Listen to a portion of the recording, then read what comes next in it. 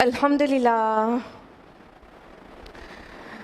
Alhamdulillah wa kafa ala ibadihi allazina istafa khususan ala afdalihim wa khatamun nabiyyin Muhammadin al-amin wa ala alihi wa ashabihi ajma'in. Amma ba'd. Wa'udhu billahi minash shaitanir rajim. Bismillahir rahmanir rahim. وَمَنْ أَحْسَنُ قَوْلًا مِّمَّنْ دَعَا إِلَى اللَّهِ وَعَمِلَ صَالِحًا وَقَالَ إِنَّنِي مِنَ الْمُسْلِمِينَ. بسم الله الرحمن الرحيم. رب اشرح لي صدري ويسر لي أمري واحلل عقدة من لساني يفقهوا قولي. السلام علیکم ورحمۃ اللہ وبرکاتہ. آج قسم شمس آن لائن سیشن 2 میں آپ سبھی کا خیر مقدم ہے. جیسا کہ آپ کو معلوم ہے کہ آج وہ دن ہے جو آپ سے پرومس کیا گیا تھا کہ آپ نے جو کویشچنز بھیجے ہیں ان میں سے کچھ سلیکٹڈ کویشچنز کے آنسر دینے ہیں. یعنی آپ نے آج قسم شمس آن لائن سیشن 2 میں اپنے جو سوالات بھیجے ہیں آج ان میں سے کچھ سوالوں کے جواب دیے جائیں گے وعدے کے مطابق. اس سے پہلے کہ ہم پہلا کویشچن لیں آپ کو آگے کے لیے بھی ہم اپنا واٹس ایپ نمبر یاد دلا دیں تاکہ آپ آئندہ بھی اسی واٹس ایپ نمبر پہ اپنے کویشچن بھیجیں. ہمارا واٹس ایپ نمبر ہے اس سیشن میں کویشچنز بھیجنے کے لیے، وہ ہے +91 8303 760214.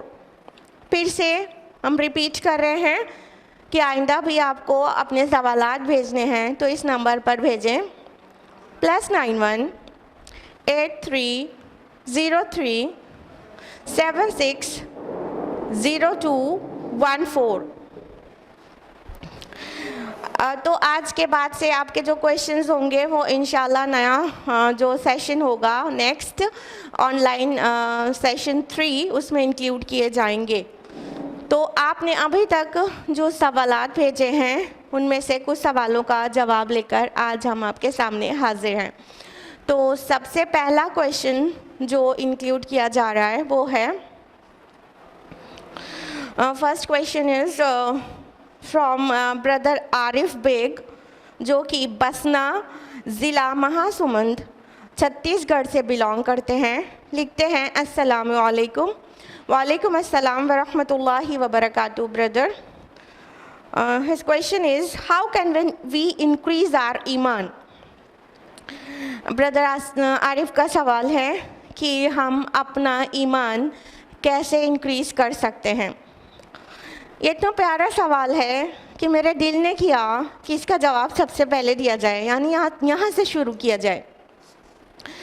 بردر اگر آپ واقعی اپنا ایمان انکریز کرنا چاہتے ہیں تو کچھ پوائنٹس ہم آپ کو بتائیں گے. انشاءاللہ آپ اس پر عمل کریں گے تو ڈیفینیٹلی آپ کا ایمان انکریز ہوگا اور سننے والے سبھی لوگوں کا. And the first and foremost point is please do read the Quran with care and understanding. اگر آپ کو اپنا ایمان انکریز کرنا ہے تو کیا کرنا ہوگا؟ قرآن مجید کو غور و فکر سے پڑھنا ہوگا. جب ہم قرآن میں غور سے نہیں کریں گے، اسے پڑھیں گے، سمجھیں گے تو یہ ظاہر ہے ہمارے ایمان کو بڑھانے کا ذریعہ ہوگا. کیونکہ اللہ تعالیٰ فرماتے ہیں قرآن حکیم میں سورہ انفال سورہ نمبر 8 آیت نمبر 2 میں وَإِذَا تُلِيَتْ عَلَيْهِمْ آيَاتُهُ زَادَتْهُمْ ایمانا. اور جب ان کے سامنے ہماری آیات تلاوت کی جاتی ہیں تو یہ ان کے ایمان میں اور اضافہ کر دیتی ہیں. یعنی قرآن مجید سب سے مؤثر ذریعہ ہے کہ یہ ہمارے ایمان کو انکریز کرے. تو اگر ہم میں سے کوئی بھی چاہتا ہے نا کہ اس کا ایمان انکریز ہو تو اسے لے کر بیٹھ جانا چاہیے قرآن مجید اور اسے بہت غور و فکر کے ساتھ پڑھنا چاہیے. صرف تلاوت کی بات نہیں کریں، غور و فکر کے ساتھ پڑھیں گے تو انشاءاللہ یہ ایمان میں اضافے کا ذریعہ بنے گا. नंबर 2, वो होना चाहिए ज़िक्रुल्लाह, अल्लाह ताला का ज़िक्र। और अल्लाह ताला के ज़िक्र की सबसे ख़ास शक्ल है सलाह, यानी नमाज। अल्लाह सुब्हान ताला फरमाते हैं कुरान हकीम में सूरह तौहा सूरह नंबर 20 आयत नंबर 14 में फरमाते हैं अक़िमिस्सलात लिज़िक्री, मेरी याद के लिए नमाज कायम करो, सलाह कायम करो। तो ये बात सिर्फ मूसा अलैहिस्सलाम से थोड़ी कही अल्लाह ताला ने, बल्कि कुरान में इसका शामिल होना हम सब के लिए एप्लीकेबल है कि हम सब अपने रब को याद करने के लिए जो सबसे खूबसूरत शक्ल में जा सकते हैं वो है नमाज। तो जब हम नमाज पढ़ेंगे और खुशू और खुजू के साथ नमाज पढ़ेंगे तो हमारा अपने रब के साथ ताल्लुक़ उस्तवार होगा, एक ज़िंदा ताल्लुक़ कायम होगा। ध्यान रहे, खुशू और खुजू वाली नमाज़ें हाँ हमारा ईमान इंक्रीज़ करेंगी, वरना सिर्फ रुकू और सुजूद और बग़ैर समझे पढ़े जाने वाली कुरान की आयत नमाज के अंदर ये इट में भी पॉसिबल कि उससे ईमान में इजाफ़ा ना हो। लेकिन जब सलाह में खुशू और खुजू होगा और अपने रब के एहसास से दिल बिल्कुल भरेगा तो वो जो ज़िक्र है अल्लाह ताला का वो क्या करेगा, हमारे ईमान में इजाफ़ा करेगा। और यकीनन ईमान बढ़ने और घटने वाली चीज़ है। तो जब कभी ईमान घटा हुआ लगे तो वज़ू कर लें और 2 रकात नमाज़ पर खड़े हो जाएं और अपने रब का बहुत ज़्यादा ज़िक्र करें। जब अपने रब से ताल्लुक़ हम थोड़ा बेहतर महसूस करेंगे और उसका क़ुर्ब महसूस करेंगे तो इंशाअल्लाह अपने ईमान को खिला खिला सा चढ़ा सा पाएंगे। तीसरी चीज़ जो करने की है वो है अल्लाह ताला की मारिफत हासिल करना, गिरदो पेश की चीज़ों में, सराउंडिंग में पूरी गौर व फिक्र करके। तो हमारे अराउंड बहुत सारी ऐसी चीज़ें हैं जो अल्लाह ताला ने बनाई है और उसमें अल्लाह ताला चाहता है कि हम गौर व फिक्र करें। जैसे ये आसमान, ये ज़मीन, ये पेड़ पौधे, जानवर, चरिंद परिंद, हवाएं, बादल और ना जाने क्या कुछ, पूरी galaxies, stars and planets and all, बहुत सारी चीज़। तो हम अपने गिरदो पेश की किसी भी चीज़ को देखें तो उसमें अपने रब की कारीगरी को गौर करें कि हमारा खालिक कितना ब्यूटीफुल क्रिएटर है, उसकी क्रिएशन इतनी ब्यूटीफुल है तो वो कितना खूबसूरत होगा। तो ये क्या करेगा, अल्लाह ताला की मारिफत हमें नसीब करेगा। तो जिस बंदे को अल्लाह ताला की जितनी ज़्यादा मारिफत हासिल हो जाती है तो उसका अल्लाह ताला के साथ उतना ज़िंदा ताल्लुक़ कायम होता है। और ये हाँ हम कह रहे ज़िंदा ताल्लुक़, तो जिसका अल्लाह ताला के साथ ज़िंदा ताल्लुक़ कायम हो जाए तो डेफिनेटली इट विल इंक्रीज़ ईमान। और उसके अलावा हाँ करने की चीज़ ये है कि जस्ट टेक एक्शंस। कई बार ऐसा होता है कि हम बहुत सारी चीज़ें प्लान करते हैं अच्छी, लेकिन उसे सिर्फ प्लानिंग में ही पड़ा रहने देते हैं और इसे करते नहीं हैं। तो जो आपकी गुड प्लानिंग्स हैं उनको हकीकत में तब्दील करिए, उनको एक्शन में लेकर आइए। जैसे किसी की मदद कीजिए और जैसे पड़ोसी के हुकूक अदा करें, जैसे किसी बीमार को देखने पहुंच जाएं, जैसे आपके अंदर कोई बुरी आदत है, जैसे कि सबके अंदर कुछ कमज़ोरियां होती हैं, वीकनेसेस और फ्लॉज तो सबके अंदर होते हैं, उसको दूर करने की कोशिश करें और उसको अपने अंदर से निकाल फेंकें। जो रिश्ते मुरझाए हुए से हैं उनको फिर से ताज़ा करें और रिश्तों में फिर से हलावत वापस लाएं, कुछ एक्शन लें। एक्शन, ये जो एक्शन है, जो हमारा अमल है, ये भी ईमान के बढ़ने का ज़रिया है, क्योंकि ईमान और अमाल सालिहात एक दूसरे से डायरेक्टली प्रोपोर्शनल होते हैं। जब अमाल सालिहात बढ़ते हैं तो ईमान बढ़ता है और जब ईमान घटता है तो अमाल सालिहात घटते हैं और अमाल सालिहात घटते हैं तो डेफिनेटली ईमान भी घटता है। तो इसलिए जब हम अच्छे अमाल को बढ़ाएंगे तो ये हमारे ईमान को भी ऑटोमेटिकली रेज़ करेगा। और एक पॉइंट और ब्रदर, ये हमेशा याद रखिएगा, नेक लोगों का साथ इख्तियार करना भी ईमान के इजाफे का सबब होता है। اس کو کبھی لائٹلی نہیں لینا چاہیے. یہ بہت امپورٹنٹ پوائنٹ ہے. نہ صرف اس سے ایمان بڑھتا ہے بلکہ اور بھی دیگر بہت سارے فوائد ملتے ہیں. تو ہمیشہ اچھے لوگوں کے ساتھ رہیں, سچے لوگوں کے ساتھ رہیں, اللہ کی یاد دلانے والوں کے ساتھ رہیں, ایسے لوگوں کے ساتھ رہیں جن کے ساتھ بیٹھتے ہی وہ اللہ کا ذکر کرتے ہیں, وہ اللہ کی طرف بڑھتے ہیں, اور اللہ تعالیٰ سے ان کے ساتھ میں بیٹھنے سے اللہ تعالیٰ سے جو تعلق ہے وہ بہتر ہوتا ہے.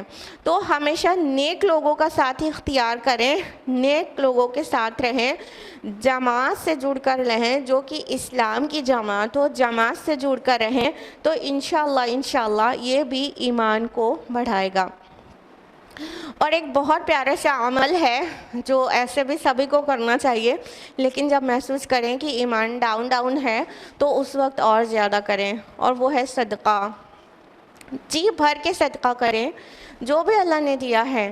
اللہ کے رسول نے صدقہ کی کوئی لوور لمٹ نہیں بتائی ہے کہ بس ایک کم سے کم اتنا اور زیادہ سے زیادہ اتنا ہونا چاہیے, بلکہ جتنی اویلیبلٹی ہے, جتنا اللہ نے نوازا ہے اتنے میں سے صدقہ کریں. چاہے آدھی کھجور دے کر صدقہ کریں, لیکن صدقہ کریں.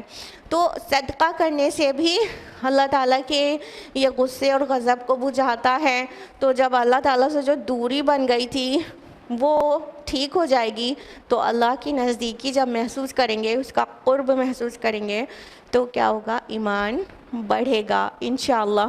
تو صدقے کی عادت ڈالیں, جب بھی ایمان ڈاؤن ہو تو صدقہ کریں. اور یہ عمل اللہ تعالیٰ کو بہت زیادہ محبوب ہے. اللہ کا محبوب عمل کرے اور ایمان نہ بڑھے تو ایسا کیسے ہو سکتا ہے؟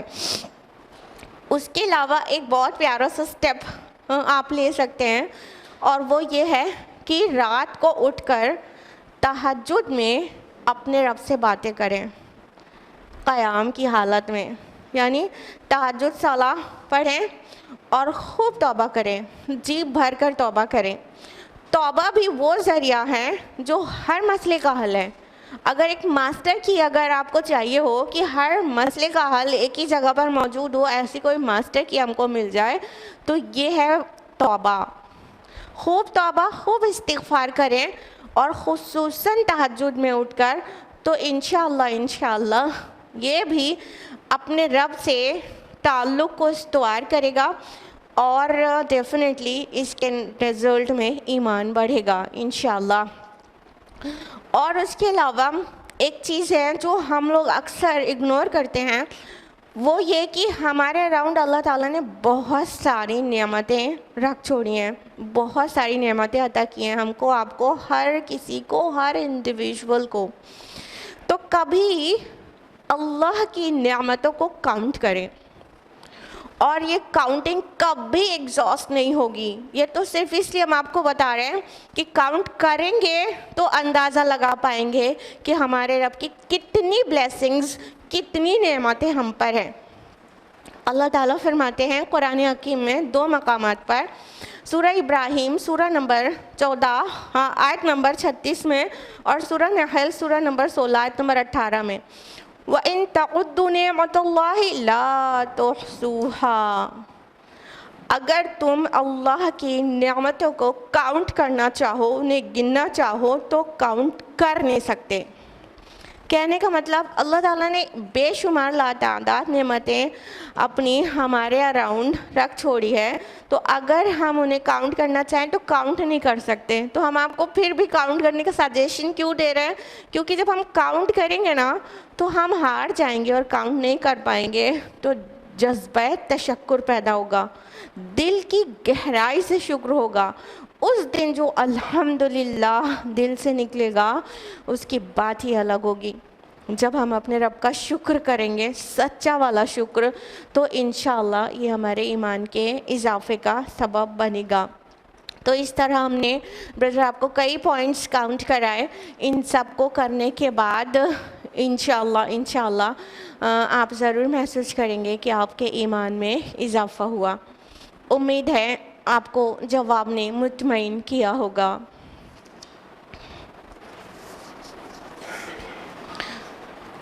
آج کے پروگرام کا دوسرا سوال ہے برادر رام آشیش کی طرف سے. ہی از پرسوئنگ MA فرام الہ آباد یونیورسٹی. برادر رام آشیش لکھتے ہیں اسلام سے مجھے پریشانی صرف اتنی ہے کہ اس کے جو اسکالرز ہیں وہ اپڈیشن نہیں چاہتے. ان کے حساب سے قرآن شاشوت ستیہ ہے, اس میں کچھ غلطی نہیں ہے. لیکن میں ایسا مانتا ہوں کہ حلالہ کو آپ کسی بھی روپ میں جسٹیفائی نہیں کر سکتے, وہ بھی آج کے دور میں جب ویمن ڈگنیٹی کی باتیں کی جاتی ہیں. میں نے ویکتیگت طور پر اپنے آس پاس حلالہ کی کئی گھٹنائیں دیکھی اور سنی ہیں. میرا دل بیٹھ جاتا ہے ایک دم سے کوئی استری اپنی گریما کے ساتھ کیسے سمجھوتا کر لیتی ہے, اور یہ مولانا اس چیز کو کیسے جسٹیفائی کرتے ہیں. مجھے بالکل پسند نہیں ہے اور نہ ہی میں اس کے ساتھ ہوں. یدی قرآن میں ایسا لکھا ہے تو انہیں تتکالک ویاکھیا کر کے اس کے سندربھ وشیش میں ڈال کر اس چیز کے لیے ویکلپک ویوستھا کرنی چاہیے. بہت اچھا سوال ہے برادر رام آشیش کا. ایک اور سوال ساتھ میں لیں گے اور دونوں سوالوں کا جواب ایک ساتھ دیں گے. دوسرا سوال ہے سسٹر ماریا صدف کی طرف سے. لکھتی ہیں السلام علیکم. وعلیکم السلام ورحمۃ اللہ وبرکاتہ. Sister, my name is Maria Sadaf and I am from Allahabad, India. Right now I am pursuing graduation from Allahabad University. My question is, please explain triple talaq. I know it's very simple question, but a very complicated one because I have seen women who are eager to break ties with their spouses just to get meher and much more, because right now government is supporting the women the most, but unfortunately only in this matter. Sister Maria Sadaf کا سوال ہے کہ کہتی ہیں کہ triple طلاق کو explain کیجئے. اور ٹرپل طلاق میں جانتی ہوں کہ ایک سمپل سا کویشچن ہے, لیکن ایک کمپلیکیٹڈ ٹائپ کا بھی کویشچن ہے, کیونکہ میں دیکھتی ہوں کہ بہت ساری خواتین صرف مہر لینے کی وجہ سے ایسا اپنے جو شوہر کے ساتھ جو رشتہ ہے اس کو توڑ رہی ہوتی ہیں, اور کیونکہ گورنمنٹ اس ٹائم پر عورتوں پر بہت زیادہ ہی مہربان ہے, اور ساتھ ہی یہ بھی لکھتی ہیں کہ بدقسمتی سے صرف اس معاملے میں مہربان ہیں. تو یہ تھے دو کویشچن. بظاہر ایسا لگتا ہے کہ یہ دو الگ الگ کویشچنز ہیں, لیکن ان دونوں کا جو جواب ہوگا وہ آلموسٹ ایک جیسا ہی ہوگا, کیونکہ حلالہ کا جواب دینے کے لیے مجھے پورا ٹرپل طلاق ایکسپلین کرنا ہوگا. تو بردر نے جو کویشچن کیا ہے حلالہ کے تعلق سے کہ ان کو بہت ناراضگی ہے حلالہ اگر قرآن میں مینشنڈ ہے تو, اور انہوں نے یہ بھی لکھا ہے کہ یہ مطلب مسلم اسکالرز اپڈیشن نہیں چاہتے ہیں اور قرآن کو شاشوت ستیہ مانتے ہیں.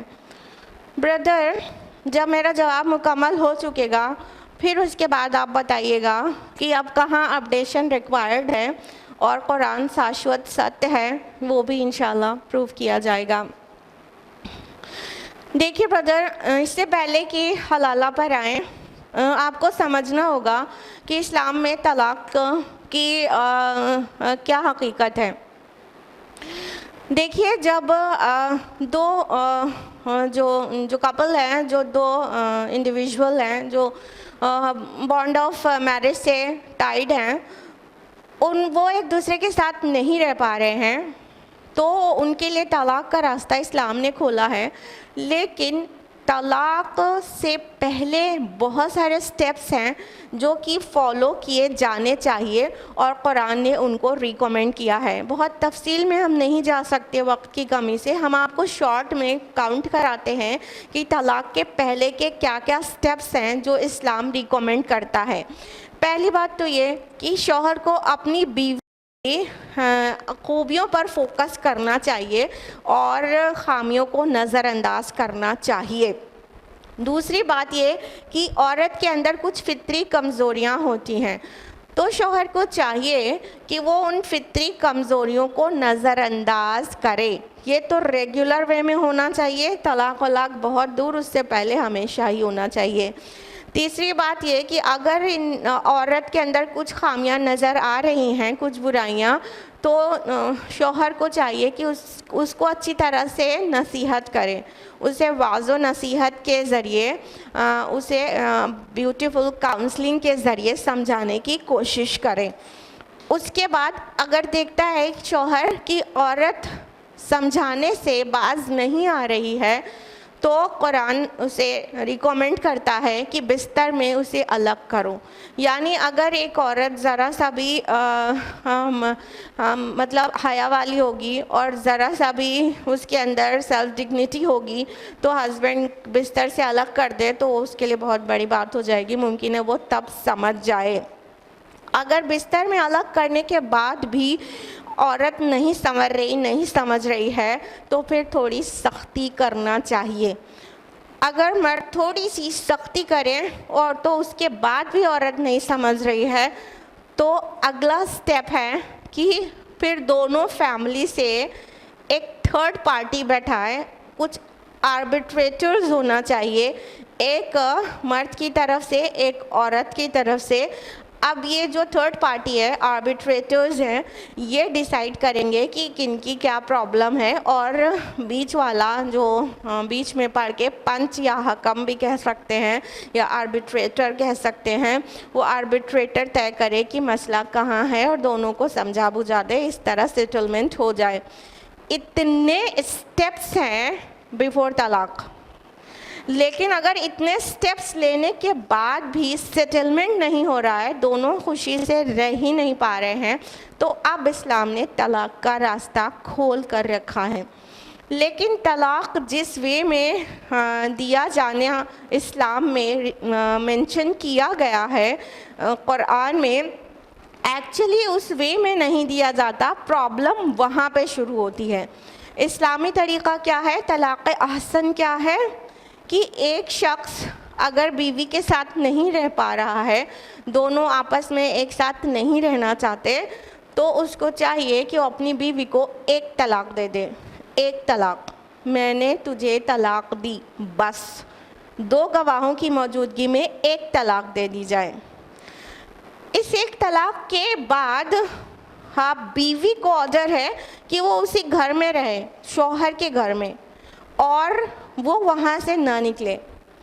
اس کے لیے پہلی طلاق کے لیے جو کہ ریووکیبل طلاق ہے, عدہ پیریڈ ہے 3 مینسٹرول پیریڈز.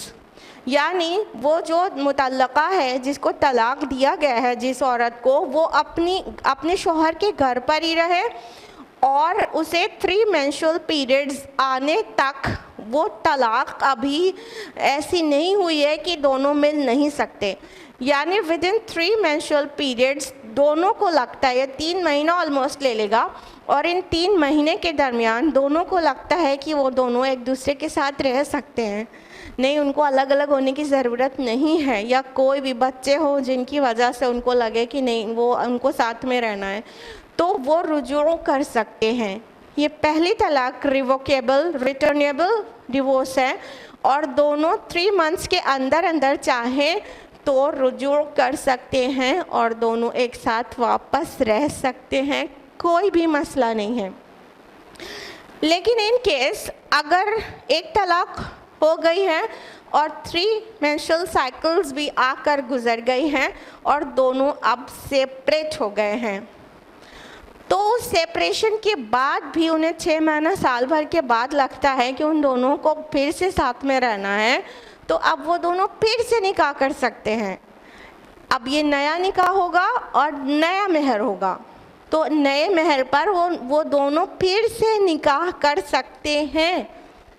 اور اللہ تعالیٰ نے فرمایا سورہ بقرہ سورہ نمبر 2 آیت نمبر 232 میں کہ اگر یہ جو سابقہ شوہر بیوی ہیں, یہ دونوں اگر پھر سے ایک دوسرے کے ساتھ رہنا چاہیں, پھر سے نکاح کرنا چاہیں, تو ان کو نکاح کرنے سے مت روکو. اللہ تعالیٰ نے منع فرمایا ہے کہ کوئی لڑکی کے گھر والا یا لڑکے کے گھر والا پہلے کی کچھ خامیاں یاد دلا کے ان کے نکاح میں رکاوٹ بنے، نہیں، ان کو پھر سے نکاح کرنے سے نہیں روکو۔ تو یہ ایک نکاح کے بعد یا رجوع، ایک طلاق کے بعد رجوع بھی کر سکتے ہیں۔ رجوع کی جو ڈیوریشن ہے 3 menstrual cycles وہ بھی گزر گئی ہے تو پھر نیا نکاح کر سکتے ہیں۔ مان لیجئے دونوں نے رجوع کر لیا، within 3 months دونوں ہسبینڈ وائف پھر سے ساتھ میں رہنے لگے، اب پھر 2 سال ساتھ میں رہے، پھر بیوی اور شوہر میں پھر بدمزگی شروع ہو گئی، تو اب شوہر اگر پھر سے اسے طلاق دینا چاہتا ہے تو صرف ایک اور طلاق دے دے، میں نے تجھے طلاق دی، ٹھیک ہے؟ اب یہ طلاق ہو جائے گی دوسری طلاق، اور دوسری طلاق بھی ریٹرنیبل ہے، ریووکیبل ہے، رجعی ہے، یہ پھر سے پلٹائی جا سکتی ہے۔ تو اگر شوہر نے دوسری طلاق دی ہے اور 3 months 3 menstrual periods بیوی کو ابھی آ کے نہیں گئے تو اس دوران پھر سے رجوع کیا جا سکتا ہے۔ اور اسی طرح پہلے ڈیورس کی طرح اگر یہ 3 مہینے میں رجوع نہیں کر لیتے ہیں تو 3 مہینے کے بعد یہ دونوں الگ الگ ہو جائیں گے، اور الگ ہونے کے بعد پھر سے 1 سال 6 مہینے کے بعد 2 سال 5 سال کے بعد انہیں لگتا ہے کہ اس کو وہی والی بیوی چاہیے تو وہ پھر سے نکاح کر سکتے ہیں۔ جیسے پہلی طلاق کے احکام ہیں پورے سارے احکام دوسری طلاق کے بھی ویسے ہی ہیں کہ رجوع بھی ہو سکتا ہے within 3 months، اور رجوع کی جو مدت ہے عدت گزر جانے کے بعد پھر سے نکاح بھی ہو سکتا ہے۔ مان لیجئے کہ دوسری بار بھی شوہر بیوی دونوں نے رجوع کر لیا، ٹھیک ہے، ایک طلاق ہوئی پھر رجوع کر لیا، پھر سال بھر کے بعد دوسری طلاق ہوئی، پھر 3 مہینے کے اندر رجوع کر لیا، پھر 5 سال کے بعد پھر ان لوگوں میں انبن شروع ہو گئی اور اب تیسری طلاق دے دی شوہر نے، تو اب یہ طلاق ریووکیبل نہیں ہے، ریٹرنیبل نہیں ہے، یہ ایبسلیوٹ irrevocable ڈیورس ہے۔ 3rd ٹائم اگر شوہر نے طلاق دی ہے، میں نے تجھے طلاق دی، تو یہ irrevocable ڈیورس ہے، اور اس کے بعد بیوی شوہر سے ہمیشہ کے لیے الگ ہو جائے گی۔ اس تیسری طلاق کے بعد جو پھر سے ان لوگ کے ملنے کی جو گنجائش ہے وہ صرف ایک ہے، اور وہی دنیا کے لیے انکلوڈنگ لاٹس آف مسلمز ان کے لیے بہت بڑی غلط فہمی کا باعث ہے۔ ایکچولی جس کو آپ حلالہ کہہ رہے ہیں بردر، وہ مینشنڈ ہے سورہ بقرہ سورہ نمبر 2 آیت نمبر 230 میں۔ اللہ تعالیٰ فرماتے ہیں کہ پھر اگر اس نے تیسری بار طلاق دی تو وہ عورت اس کے لیے جائز نہیں ہوگی جب تک کہ وہ عورت کسی دوسرے شوہر سے نکاح نہ کرے اور پھر وہ بھی اسے طلاق دے دے، تو ان دونوں کے مل جانے میں کوئی گناہ نہیں۔ یہ ہے حکم شریعت کہ اگر ایک عورت کو تیسری بار بھی طلاق دے دی گئی تو پھر اب وہ اس شوہر کے ساتھ کبھی بھی نکاح نہیں کر سکتی، الا یہ کہ اس کا نکاح کسی اور کے ساتھ ہو جاتا ہے، کسی اور کے ساتھ ہو جاتا ہے، باقاعدہ اس کے ساتھ زندگی گزارنے کے لیے وہ نکاح کرتی ہے، اور وہ والا شوہر اپنی مرضی سے اور دونوں کے میوچول کنسنٹ سے پھر اس کے ساتھ بھی ڈیورس ہو جاتا ہے، پلانڈ نہیں، یعنی اس سے نکاح کرنے کا مقصد یہ نہیں رہے گا کہ اس سے نکاح اسی لیے کیا جا رہا ہے کہ وہ ڈیورس دے، اس کے ساتھ نائٹ سپینڈ کرے اور پھر وہ ڈیورس دے دے، پھر وہ فرسٹ ہسبینڈ کے ساتھ ایکس ہسبینڈ کے ساتھ پھر سے نکاح کر سکے، نہیں، حکم شریعت یہ بالکل بھی نہیں ہے، بلکہ اگر وہ اس کے دوسرے شوہر کے ساتھ اس کا جو نکاح ہوتا ہے وہ زندگی اس کے ساتھ گزارنے کے لیے ہے، اور پھر اس کے ساتھ بھی اس کی ٹیوننگ نہیں ہو پاتی، وہ وداؤٹ کانفلکٹ اس کے ساتھ بھی نہیں رہ پاتی، اور وہ شوہر بھی اسے ڈیورس دے دیتا ہے، تو وہ اب وہاں سے وہ ڈیورس لے کر اس کی عدت گزار کر اپنے فرسٹ ایکس ہسبینڈ کے ساتھ دوبارہ نکاح کر سکتی ہے. لیکن ہم کو پتہ ہے کہ یہ آپ کا جو سوال ہے وہ یہ سمجھا گیا ہے کہ یہ جو تھرڈ پارٹی سے جو نکاح ہے وہ نکاح پلانڈ وے میں ہوتا ہے اور پلان کر کے ڈیورس دیا جاتا ہے اور پھر اس کو فرسٹ ہسبینڈ کے ساتھ دوبارہ نکاح کر لیا جاتا ہے. اگر ایسا کیا گیا تو یہ بہت بڑا حرام کام کیا گیا ہے. اس کو ہمارے پیارے نبی صلی اللہ علیہ وسلم نے بہت زیادہ برا اور غلیظ گناہ بتایا ہے. ہمارے نبی نے فرمایا، ترمذی کی حدیث ہے، والیوم 1 پیج نمبر 412، اللہ کے رسول صلی اللہ علیہ وسلم نے فرمایا، لعن المحل والمحلل لہ، حلالہ کروانے والے اور جس کے لیے حلالہ کیا جائے دونوں پر اللہ کی لعنت ہے. تو اگر یہ ویل پلانڈ حلالہ مروجہ کیا جائے کہ عورت ڈیورس ایک جگہ سے ہونے کے بعد دوسری جگہ میرج صرف اس لیے کرے کہ وہاں اس کے ساتھ نائٹ سپینڈ کرے اور پھر وہ ڈیورس دے دے تو وہ اپنے پہلے ہسبینڈ کے ساتھ دوبارہ نکاح کر لے، تو ایسا جو کر رہا ہے اس کے اوپر لعنت ہے اور جو کروا رہا ہے اس کے اوپر بھی اللہ کی لعنت ہے. یہ بہت بڑا گناہ ہے، بہت بڑا حرام ہے اسلام میں. اصل میں اس طرح کی جو حلالہ مروجہ ہے، یہ جو پلانڈ حلالہ ہے، یہ کرنے کا جو وجہ ہوتی ہے وہ یہ کہ جو طلاق حسن ہے وہ نہیں دیا جاتا. یعنی تینوں طلاقیں الگ الگ وقت دینے کے لیے ہیں، انسٹنٹ ٹرپل طلاق دینے کے لیے نہیں ہے. انسٹنٹ ٹرپل طلاق کو اللہ کے رسول صلی اللہ علیہ وسلم نے بہت بڑا گناہ بتایا ہے اور بہت زیادہ ڈس لائک کیا ہے اور بہت ناراض ہوئے آپ اس بات پر.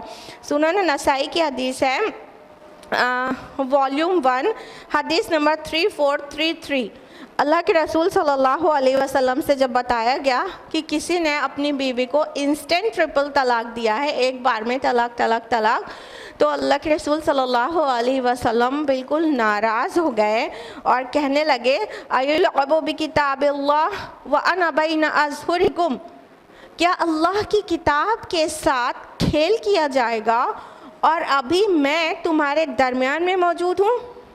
رسول اللہ صلی اللہ علیہ وسلم کے چہرے پر غصے کے آثار نمودار ہو گئے جب انسٹنٹ ٹرپل طلاق کے بارے میں اللہ کے رسول صلی اللہ علیہ وسلم نے سنا اور اس کو تلعب بکتاب اللہ بتایا، یعنی اللہ کی کتاب کے ساتھ کھلواڑ.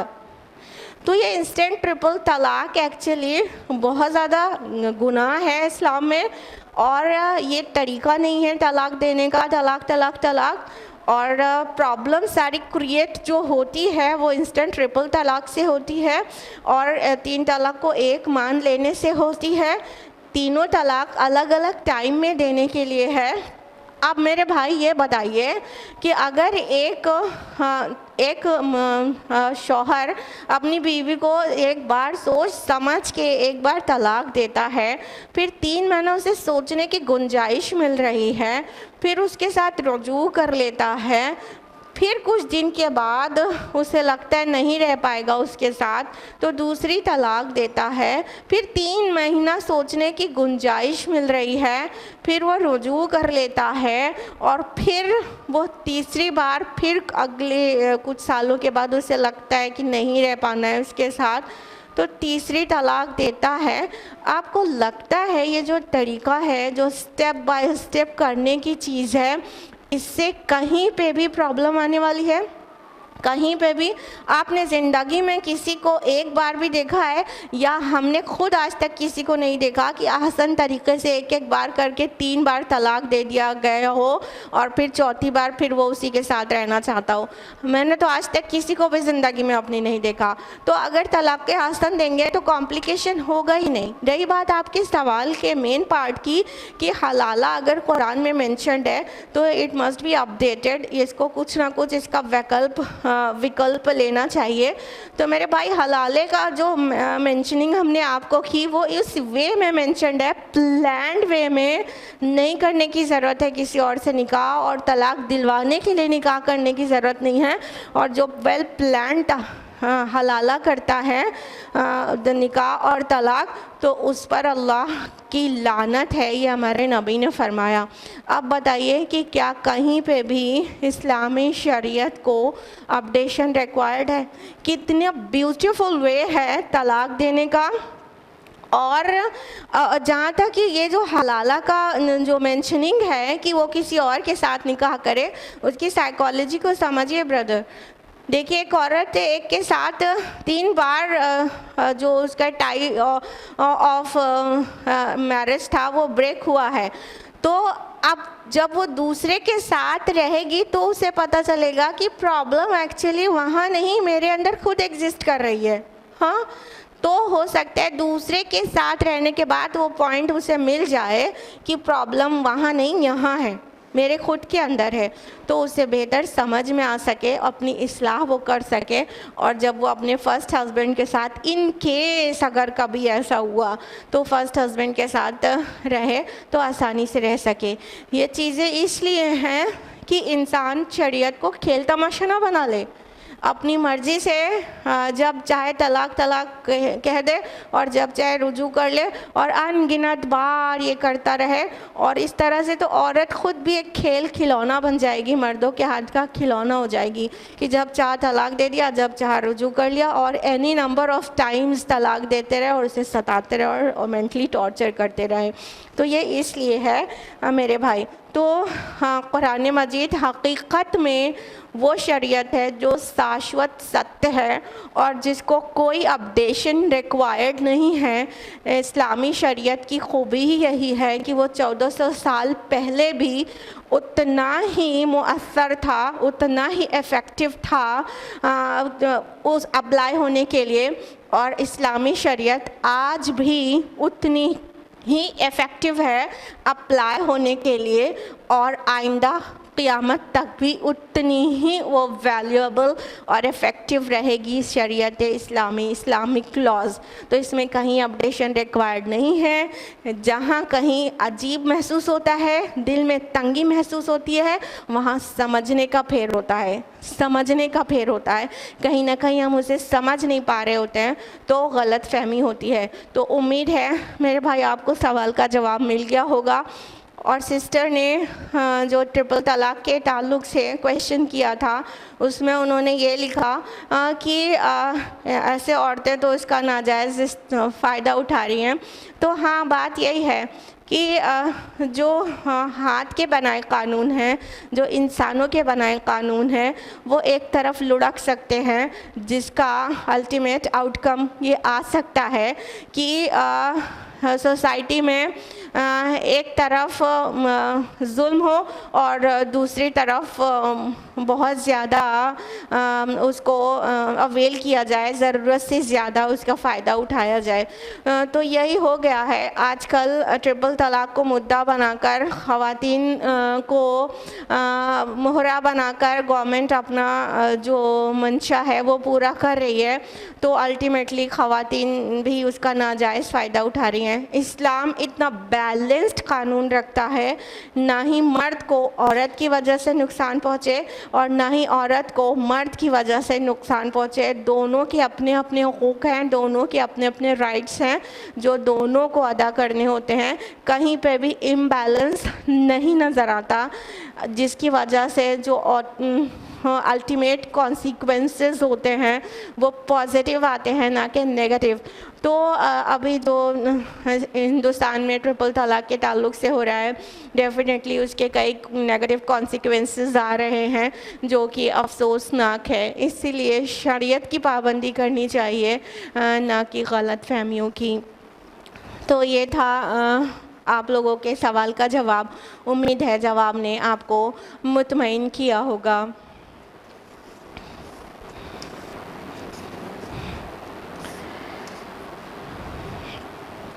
अब हम लोग अगला सवाल लेंगे।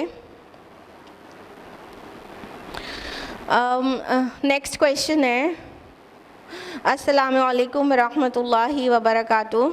मेरा सवाल है कि हैज़ के दिनों में नापाकी कब तक रहती है, प्लीज़ एक्सप्लेन कीजिए।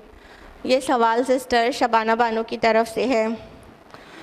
सिमिलर क्वेश्चन एक और है, तो दोनों को एक साथ लेंगे। अगला सवाल सिस्टर अर्शिया की तरफ से है, जो कि इलाहाबाद से हैं। लिखती हैं, आप हमको ये बता दीजिए कि हैज़ के कितने दिन के बाद नहा सकते हैं, और सब कहते हैं 7 दिन बाद नहाना चाहिए, क्या ये सही है? दोनों सवालात हैज़ के मुतालिक हैं और उसकी जो मुद्दत है उसके ताल्लुक़ से है कि हैज़ के दिनों में नापाकी ज़्यादा से ज़्यादा कितने दिनों तक रहती है। ये दोनों ही बहनें ये जानना चाहती हैं। देखिए सिस्टर्स, हाँ, जहाँ तक हैज़ की मुद्दत की बात है तो उसकी ना ही मिनिमम ड्यूरेशन और ना ही मैक्सिमम ड्यूरेशन के मुतालिक कोई भी सही हदीस मिलती है। सही हदीस नहीं है, 2 हदीस मिलती है। एक हदीस में है कि उसकी जो मिनिमम ड्यूरेशन है वो 1 डे है और मैक्सिमम ड्यूरेशन है जो वो 15 डेज़ है। वो हदीस ज़ईफ़ है। एक हदीस और मिलती है जिसमें मिलता है कि उसकी जो मिनिमम ड्यूरेशन है वो 3 डेज़ है और जो मैक्सिमम ड्यूरेशन है वो 10 डेज़ है, और वो भी हदीस ज़ईफ़ है। यानी कि हैज़ के मुतालिक जो उसकी मुद्दत है उसके लिए कोई भी सही अहादीस मौजूद नहीं है। लिहाजा अइम्मा अरबा का इसमें इख्तिलाफ़ है। अलग अलग स्कॉलर अलग अलग ओपिनियन देते हैं, तो हम आपके सामने सबकी आरा रखेंगे। इमाम मालिक रहमहुल्लाह के नज़दीक कम से कम जो मुद्दत है वो कुछ भी नहीं है, और ज़्यादा से ज़्यादा मुद्दत एक रिवायत में 17 दिन और एक रिवायत में 18 दिन है। वहीं पर इमाम शाफ़ई और इमाम अहमद रहमहुल्लाह के नज़दीक हैज़ की जो कम से कम मुद्दत है वो है 1 दिन, और ज़्यादा से ज़्यादा मुद्दत 15 या 17 दिन है। वही इमाम अबू हनीफ़ा और उनके शागिर्द अबू यूसुफ और अहमद इमाम मोहम्मद के नज़दीक हैज़ की जो मिनिमम जो मुद्दत है वो 3 दिन है, और ज़्यादा से ज़्यादा जो मुद्दत है वो 10 दिन है। तो अइम्मा अरबा इस बारे में मुख्तलिफ आरा रखते हैं कि जो मिनिमम ड्यूरेशन है मेंस्ट्रुअल पीरियड वो क्या है, और जो मैक्सिमम ड्यूरेशन मेंसेस का है वो क्या है। इब्न उसैमीन कहते हैं कि जो मैक्सिमम लिमिट है वो है 15 डेज़। तो अलग अलग स्कॉलर्स अलग अलग राय रखते हैं। आप ये मत समझिएगा कि अब ये लोग अलग अलग कहते हैं तो कोई तो सही और कोई तो गलत होगा। एक्चुअली बात ये नहीं है। स्कॉलर्स ने अपने अपने इलाक़ों में या जहाँ उन्हें सही समझ में आया होगा वहाँ सर्वे कराया होगा। तो मान लीजिए कि 500 ख़वातीन पर सर्वे कराया गया, तो उसमें 500 में इमाम मालिक ने पाया होगा कि ज़्यादा से ज़्यादा 17 से 18 दिन आ रहा है। जो सबसे ज़्यादा आया वो 17-18 दिन आ गया, तो उन्होंने ऐसा अपनी ओपिनियन दे दी कि मिनिमम मुद्दत कुछ भी नहीं और मैक्सिमम 17 से 18 दिन है। इमाम अबू हनीफ़ा ने किसी जगह सर्वे कराया होगा जिसके बाद वो इस नतीजे पर पहुँचे होंगे कि जो मान लीजिए उन्होंने 1000 ख़वातीन पर सर्वे कराया और पाया कि 3 दिन से कम किसी को भी नहीं होता है और 10 दिन से ज़्यादा वहाँ किसी को भी नहीं हो रहा है, तो उन्होंने 3 दिन और 10 दिन उसकी मुद्दत रख दी। लिहाजा ये इनकी जो आरा हैं वो मुख्तलिफ हो गई। तो इसका ये मतलब नहीं है कि आप कंफ्यूज हो जाएं।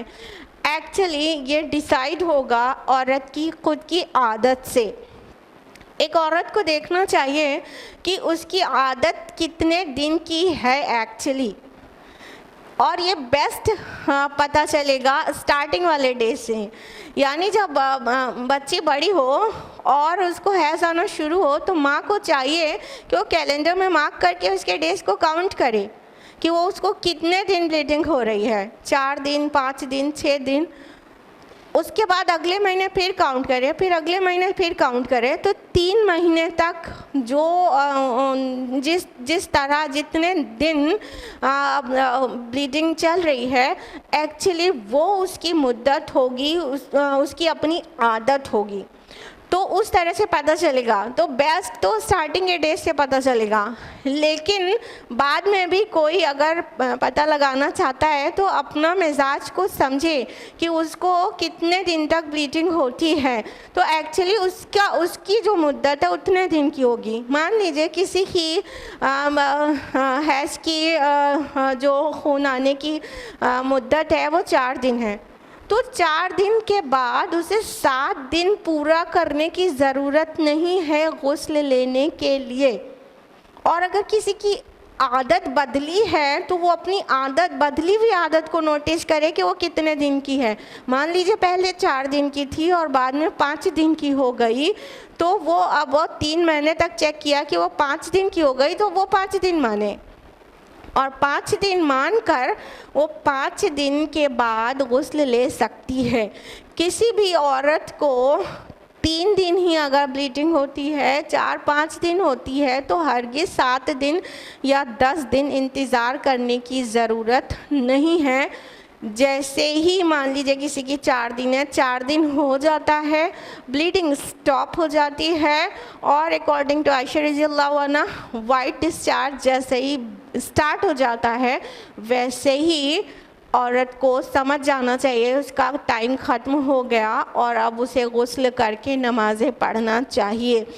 اگر ٹائم پورا ہونے کے بعد غسل نہیں لیا گیا اور 4 دن کی عادت تھی اور 3 دن اور غسل نہیں لیا گیا اور نمازیں نہیں پڑھی گئیں تو وہ ساری نمازیں قضا ہو گئیں، سمجھ لیجئے. تو ہرگز 7 دن پورا کرنے کا انتظار نہیں کریں، اپنی عادت کو پہچانیں اور اتنے دن میں غسل لے کے نمازیں سٹارٹ کر دیں. مان لیجئے کہ کسی کو حیض کے علاوہ بھی اور بھی خون آتا ہے جس کو بیماری کا خون کہتے ہیں اور اسلامی اصطلاح میں اسے استحاضہ کہتے ہیں. تو اگر کسی کی جو مدت ہے مینسٹرول پیریڈ ہے وہ 4 ڈیز کا ہے اور 4 ڈیز کے بعد پھر ایسا ہو گیا کچھ دواؤں کے اثرات سے یا کسی بھی وجہ سے اس کو اگلے 3 دن تک اور بلیڈنگ ہوتی چلی گئی، تو اس کو اچھی طرح سے پتہ ہونا چاہیے کہ میرے حیض کے خون کا کلر کیا ہے اور اس کی مدت کیا ہے. وہ عورت اپنی عادت کو بہت اچھی طرح پہچانتی ہوگی کہ یہ جو 4 دن تک آیا تھا وہ حیض کا خون تھا، پھر اس کے بعد بھی جو آ رہا ہے وہ ایکچولی نہ ہی اس کا کلر وہ ہے، نہ اس کا ٹیکسچر وہ ہے، اور نہ ہی وہ میری عادت کے عین مطابق ہے. تو وہ جو بقیہ 3 دن اور بلیڈنگ ہوئی وہ حیض نہیں ہے، وہ استحاضہ ہے. لہٰذا وہ عورت بھی 4 دن کے بعد غسل لے گی اور وہ 3 دن جو اور بلیڈنگ ہوتی رہی اس میں وہ نمازیں پڑھے گی، روزے رکھے گی، قرآن ٹچ کرے گی، سب کچھ کرے گی. ٹھیک ہے. تو استحاضہ کا جو شرعی مسئلہ ہے وہ یہ کہ استحاضہ کی حالت میں عورت کو نمازیں پڑھنی ہوتی ہے، ایون پیڈ چینج کر کے نمازیں پڑھنا چاہیے. تو اس طرح سے حیض کو اپنی عادت کو پہچانتے ہوئے ایک عورت کو اتنے دن تک نماز چھوڑنی چاہیے، پھر بعد میں وہ دن پورے ہونے کے بعد صلاح قائم کرنا چاہیے. ایک اور پرابلم ہوتی ہے بہت ساری خواتین کو اور بہت ساری گرلز کو، وہ یہ کہ کبھی کبھی کسی کو ایسا ہو ہی جاتا ہے کہ جو مینسز ہے وہ سٹاپ ہو گیا، غسل لے لیا، کافی گھنٹوں کے بعد یا 1-2 دن کے بعد پھر سے یلوئش یا براؤنش ڈسچارج یا سپاٹ شروع ہو جاتا ہے. تو یہ جو سپاٹنگ ہے وہ حیض کا حصہ نہیں ہے، اس کے لیے دوبارہ غسل لینے کی ضرورت نہیں ہے.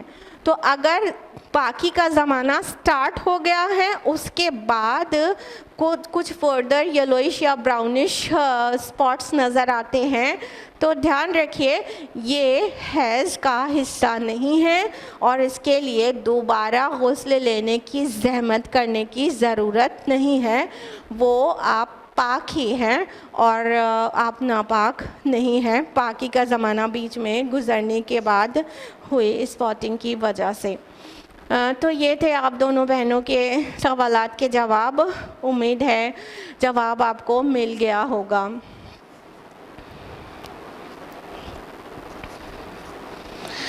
آج کے پروگرام کا اگلا سوال ہے سسٹر سمیہ محبوب جو کہ رتلام ایم پی سے ہیں، لکھتی ہیں السلام علیکم ورحمۃ اللہ وبرکاتہ۔ وعلیکم السلام ورحمۃ اللہ وبرکاتہ سسٹر سمیہ۔ لکھتی ہیں میرا سوال ہے کہ بیٹی کی شادی کا کھانا جائز ہے کہ نہیں؟ اگر لڑکی والے کھانا کھلائیں اور کھانا کھلانے کی استطاعت رکھتے ہیں تو وہ کھانا کھلا رہے ہیں، تو اس میں جانا جائز ہے یا نہیں؟ اس مسئلے میں بہت اختلاف ہے، پلیز تشفی بخش جواب دیں۔ سسٹر سمیہ کا سوال ہے کہ لڑکی کی شادی کا کھانا جائز ہے کہ نہیں اور اس میں جانا چاہیے کہ نہیں اور کھانا چاہیے کہ نہیں، مسئلے میں بہت اختلاف ہے، اس لیے آپ تشفی بخش جواب دیں۔ ڈیئر سسٹر، آپ کا جو سوال ہے کہ لڑکی کے شادی کا جو کھانا ہے وہ جائز ہے کہ نہیں، تو اصل میں یہ جائز ناجائز حلال حرام کی بحث نہیں ہے، یہ سنت خلاف سنت کی بحث ہے۔ لڑکی کی شادی میں جو کھانا بنے گا وہ بجائے خود حلال ہے، حرام نہیں ہے، وہ ناجائز نہیں ہے۔ اس کے لیے آپ شریعت کے دو اصول کو ہمیشہ یاد رکھیے۔ نمبر ایک، عبادات میں جو کچھ بھی جائز ہے حلال ہے وہ سب بتا دیا گیا ہے، اور اس کے علاوہ جو کچھ بھی ہے سب حرام ہے۔ کلیئر؟ عبادات میں جو کچھ حلال ہے وہ مینشنڈ ہے، اس کے علاوہ جو کچھ بھی ہے سب حرام ہے۔ نمبر دو، دنیاوی امور میں جو کچھ بھی حرام ہے وہ مینشنڈ ہے شریعت میں، اور اس کے علاوہ سب کچھ حلال ہے۔ ٹھیک ہے؟ کلیئر؟ تو اب یہ جو شادی کا کھانا ہے یہ دنیاوی امور سے اس کا تعلق ہے، تو یہ کھانا حلال ہے، جائز ہے، کیونکہ جو حرام ہے کھانا وہ شریعت نے بتا دیا ہے، اور قرآن حکیم میں فاربیڈن فوڈ صرف 4 ہیں اور 4 ڈفرینٹ پلیسز پر مینشن ہوئے ہیں۔ اللہ تعالیٰ نے فرمایا قرآن حکیم میں سورہ بقرہ سورہ نمبر 2 آیت نمبر 173 میں، اور سورہ مائدہ سورہ نمبر 5 آیت نمبر 3، سورہ انعام سورہ نمبر 6 آیت نمبر 145، اور سورہ نحل سورہ نمبر 16 آیت نمبر 115 میں حرمت علیکم المیتۃ والدم ولحم الخنزیر وما اہل لغیر اللہ بہ، آپ پر حرام کیا گیا مردہ گوشت، خون، سور کا گوشت اور وہ کھانا جس پر اللہ کے علاوہ کسی اور کا نام پکارا گیا ہو۔ تو حرام کھانے تو صرف یہ 4 ہیں جو قرآن میں 4 بار مینشنڈ ہیں کہ مردار اور خون، سور کا گوشت اور غیر اللہ کے نام چڑھایا ہوا کھانا، یہ 4 کھانے حرام ہیں، باقی سب کھانے حلال ہیں۔ تو لڑکی کی شادی میں جو ڈنر دیا جاتا ہے وہ بجائے خود حلال ہے، لیکن یہاں بحث حلال و حرام کی نہیں ہے، یہاں بحث ہے سنت اور خلاف سنت کی۔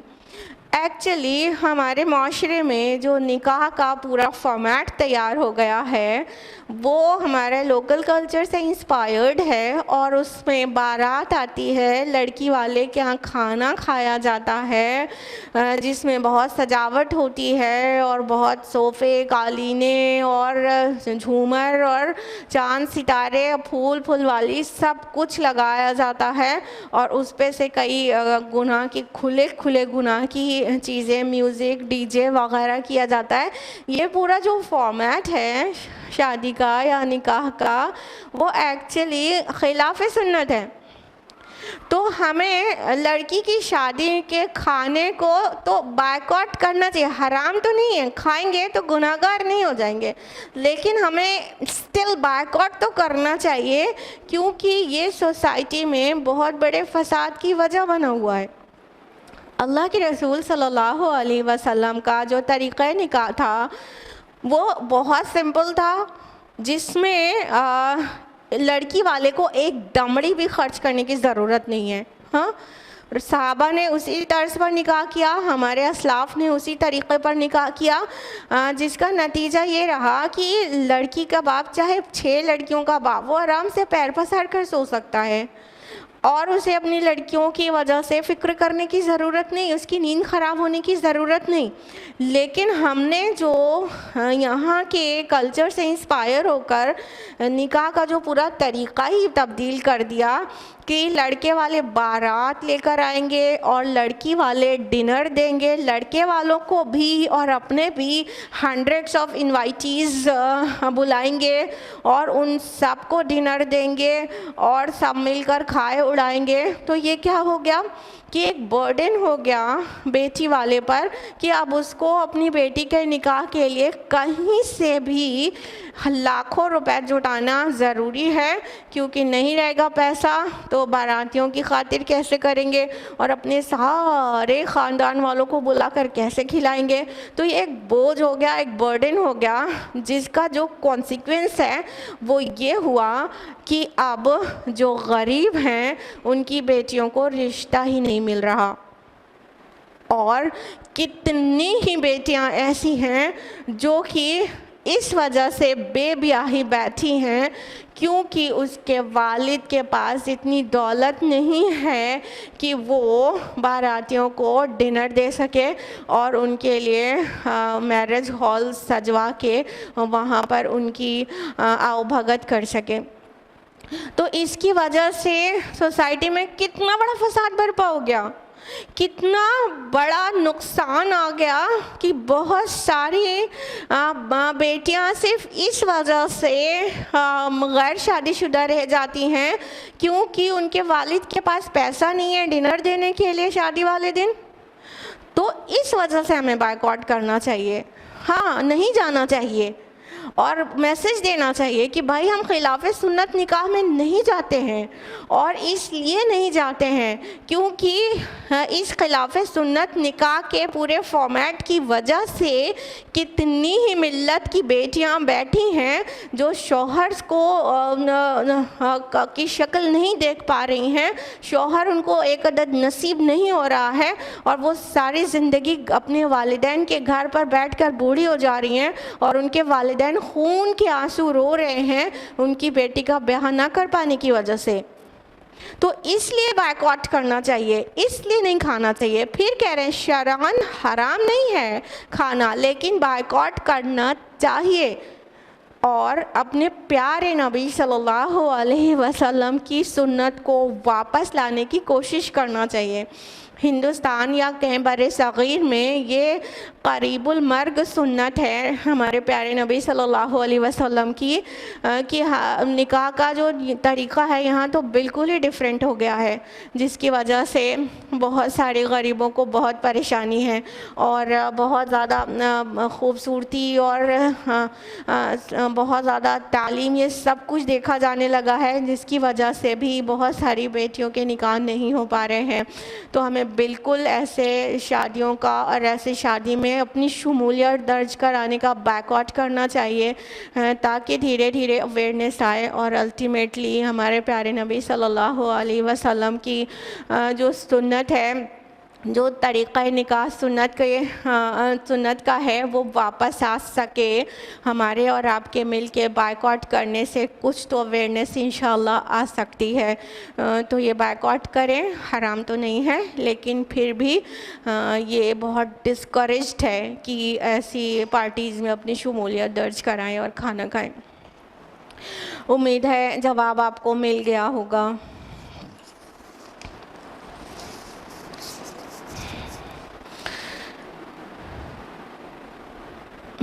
اب آج کے پروگرام کا اگلا سوال ہے جو کہ سسٹر سمینہ کی طرف سے جو ممبئی سے بلانگ کرتی ہیں.